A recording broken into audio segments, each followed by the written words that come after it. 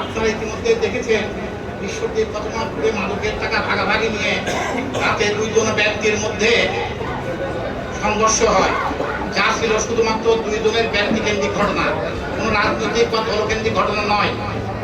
কিন্তু ঘটনার পরে সন্ত্রাসী মেহেদী সেখানে উপস্থিত হয়ে সেই ঘটনাকে রাজনৈতিক আঘাত দিয়ে প্রকাশ্যে ঘোষণা দেয় ধানের শীষের নির্বাচন যারা করেছে তাদের সবার বাড়িঘর মাটির সাথে মিশিয়ে দেওয়া হবে। তার এই ঘটনার পর শুরু হয় সন্ত্রাসী বাহিনীর বর্বরতা, যার সবটুকু না হলেও কিছু ঘটনা আজ আপনাদের সামনে তুলে ধরছি। ঘটনা এক, তারা ঈদের আগের দিন আনুমানিক রাত 3টায় খতমমাত্র নাজমুদ্দিন স্কুলের পাশে মিজানের মোড়ে ঘুরিদের বাড়ি লুটপাট করে বিয়ে করে আগুন ধরিয়ে দেয়। ঘটনা 2, এরপর তারা একই রাতে নিউ কলোনি বেলতলায় অবস্থিত ঘুরিদের বোন রাবেয়ার বাড়িতেও একই কাটায় ধ্বংসযজ্ঞ চালায়, বাড়ির পুরুষ মহিলাদেরকে রক্তাক্ত করে দহন করে। এরপর সেখানে অবস্থান করা ঘুরিদের 27 বছর বয়সী বাঘ প্রতিপতি বোন রূপসানকে তারা তুলে নিয়ে যায় এবং তাদেরকে শাসিয়ে বলে এই মুহূর্তে তারা এখান থেকে তুলে না গেলে তাদেরকে খুন করা হবে।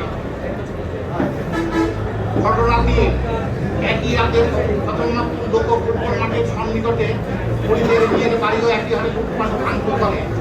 ঘটনা 4, এরপর তারা একই রাতে কলাবাগান বিএনপির কর্মী কাশিমের বাড়ি একই কায়দায় লুটপাট ও ভাঙচুর করে তাদের পরিবারের সকলকে হুমকি ধামকি দেয় ও ভয় দেখায়।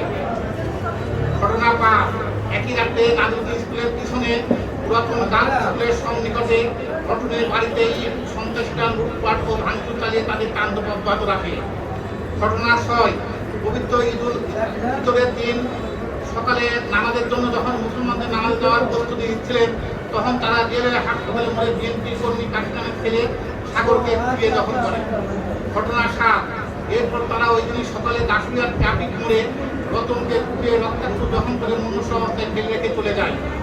ঘটনা 8, এরপর তারা একই দিনে দুপুর আনুমানিক 12টার সময় আলাউদ্দিনকে লোকসের গরুস্থানের সন্নিকটে বেলতলায় কুপিয়ে দহন করে। ঘটনা 9, এরপরে সন্ধ্যা আনুমানিক 6টায় শীর্ষ সন্ত্রাসী মেহেদী নিজে উপস্থিত হয়ে রহিমপুরে বিএনপি নেতা ইমরুল কায়েস সুমনকে হত্যার উদ্দেশ্যে তার অফিসে যায়। সেখানে গিয়ে দায়িত্ব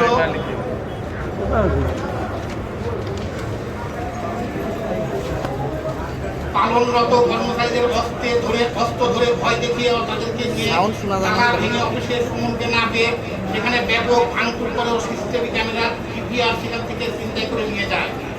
এ তো গেল সন্ত্রাসী মেহেদীর পর্ব। এরপর শুরু হয় তার ভাই সন্ত্রাসীদের গডফাদার জাকারিয়া পিন্টুর তাণ্ডব। ঘটনা 10, পবিত্র ঈদুল ফিতরের দিবাগত মধ্যরাতে সন্ত্রাসী জাকারিয়া পিন্টু নিজে তার বাহিনী নিয়ে নিউ কলোনি রেলওয়ে হাসপাতালের পিছনে যুবদল নেতা মুস্তফা নুরে আলম শ্যামলের বাড়িতে গিয়ে প্রথমে ডাকাডাকি করে অবাস্তব ভাষায় গালাগালাজ করে। এরপরে সেখানে বাইরে থেকে গুলিবর্ষণ করে তার দরজা ভেদ করে ঘরের মধ্যে প্রবেশ করে। সৌভাগ্যবশত সেই গুলি কারোর শরীরে আঘাত করেনি।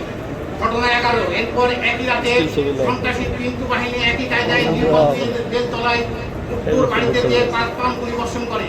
সেখানেও বারান্দায় জানালায় কাঠ ভেদ করে বাড়ির ভিতরে প্রবেশ করে। গুলিবর্ষণের শব্দ শুনে বাড়ির সবাই মেঝেতে শুয়ে পড়লে তাদের প্রাণ রক্ষা পায়। ঘটনা 12, এরপর একই রাতে সন্ত্রাসী পিন্টু বাহিনী নিজে লোকসের পানির ট্যাঙ্কের মোড়ে তথাকথিত শেখ হাসিনা হত্যা চেষ্টা মিথ্যা মামলার যাবজ্জীবন সাজাপ্রাপ্ত ইনামের বাসায় গিয়ে ডাকাডাকি করলে ঘুমের ঘরে এসে ইনাম দরজা খুলে সন্ত্রাসী জাকারিয়া পিন্টুকে দেখে দরজা বন্ধ করলে পিন্টু গুলিবর্ষণ করে। সবাইকে ধন্যবাদ। বাংলাদেশ জাতীয়তাবাদী দলের পক্ষে আমি মোহাম্মদ মাহবুবুর রহমান পলাশ, সবাইকে ধন্যবাদ। খোদা হাফেজ। বাংলাদেশ জাতীয়তাবাদী দল জিন্দাবাদ। শহীদ প্রেসিডেন্ট জিয়াউর রহমান অমর হোক, খালেদা জিয়া অমর হোক।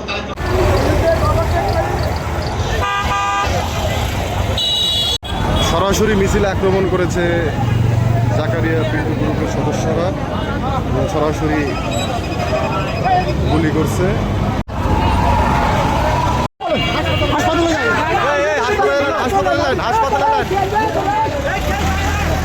জাকারিয়া পিন্টুর গ্রুপের গোলাগুলি সংঘর্ষে একজন আহত। দেখুন এইমাত্র কিশোরদিতে গোলাগুলি হলো।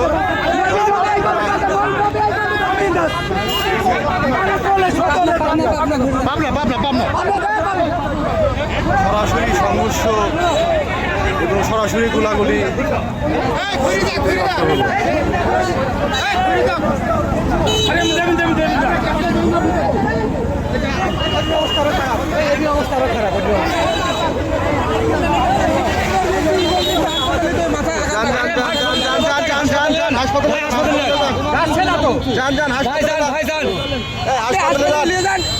হাসপাতালে যান।